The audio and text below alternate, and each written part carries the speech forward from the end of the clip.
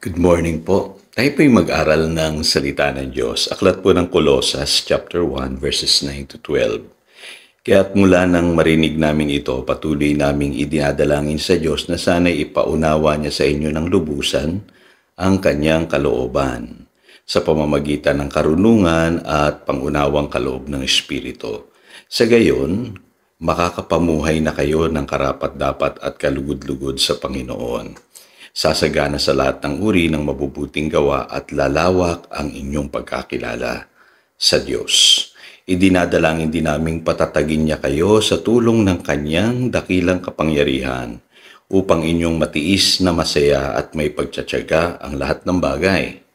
Lagi kayong magpasalamat sa Ama sapagkat minarapat niyang makabahagi kayo sa mga pangako ng Diyos para sa mga hinirang na nasa liwanag. Mamuhay sa kalooban ng Diyos.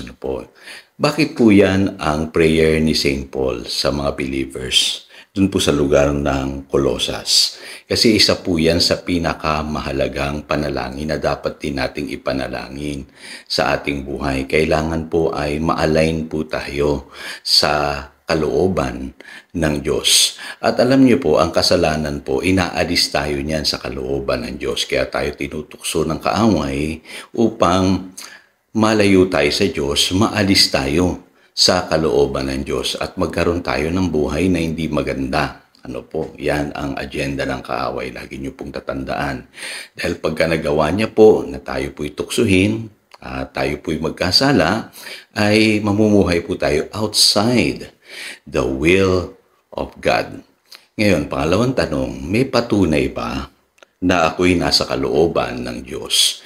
Dito po sa mga verses na binasa po natin, makikita natin na meron pong patunay kung ikaw ay nasa kalooban ng Diyos. Unang-una po, ay magkakaroon ka ng isang buhay na kalugod-lugod sa paningin ng Diyos. Kumbaga, merong God's approval. Ang iyong buhay. Paano mo masasabi yan? Kailangan po ang buhay mo ay sumasang-ayon sa sinasabi po ng salita ng Diyos. Sa English Bible po ang sabi, a life worthy of the Lord, pleasing to God. Kalugod-lugod. Lagi niyo pong tatandaan, kapag ang buhay natin ay hindi na kinalulugdan ng Diyos, kadalasan po ang buhay ng isang tao ay wala sa kalooban ng Diyos. Number 2 po, namumunga ka, sasagana ka sa mabubuting gawa. Sabi diyan, bearing fruit in every good work. Ibig sabihin sa lahat ng area ng iyong buhay. Yung iba ay naakala nila sa spiritual area lamang. Tayo pinagpapala ng Panginoon. Hindi po, spirit, soul, and body. Tandaan niyo po, pagka ikaw ay namumuhay sa kalooban ng Diyos, hindi ka magkukulang sa lahat ng areas ng iyong buhay at mamumunga ka pa, sasagana ka. Sabi diyan, sa mabubuting gawa. So, ibig sabihin, magkakaroon ng improvement sa iyong buhay. Ikaw ay na kay Lord, ang God's will ay laging what is best for your life. Yung po sinasabi ng Romans chapter 12 verse 2, what is good, what is pleasing, and perfect. Of course, may mga pagsubok sa buhay. May mga struggles tayo.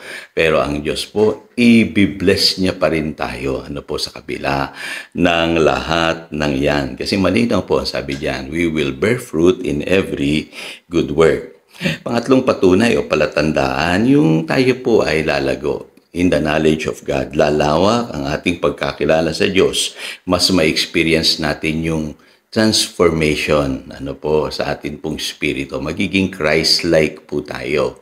So kapag ikaw ay nababago sa iyong pag-uugali, patunay po yan na ikaw ay nasa kalooban ng Panginoon. Pero kung nakikita mo sa buhay mo na walang nababago sa iyong mga pag-uugali, yan po ay patunay na wala ka sa kalooban ng Diyos.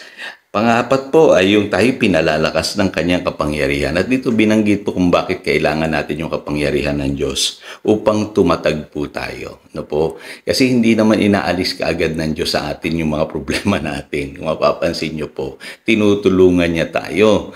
Ano po, sa gitna po ng ating mga problema. No? Sa buhay na ito, kailangan mamuhay talaga tayo ng may pananampalataya. At kapag namumuhay tayo ng may pananampalataya, doon natin nai-experience yung kapangyarihan ng Diyos. At yun po ang purpose ng power. Ano po? Ang purpose ng power na ibinibigay ng Diyos sa atin sa bawat araw ay para tumatag po tayo sa pagharap sa iba't ibang uri ng pagsubok. So, kung nakikita mo sa buhay mo na ikaw ay tumatatag, ano po, kahit ang dami-dami mong problema, namumuhay ka sa kalooban ng Panginoon.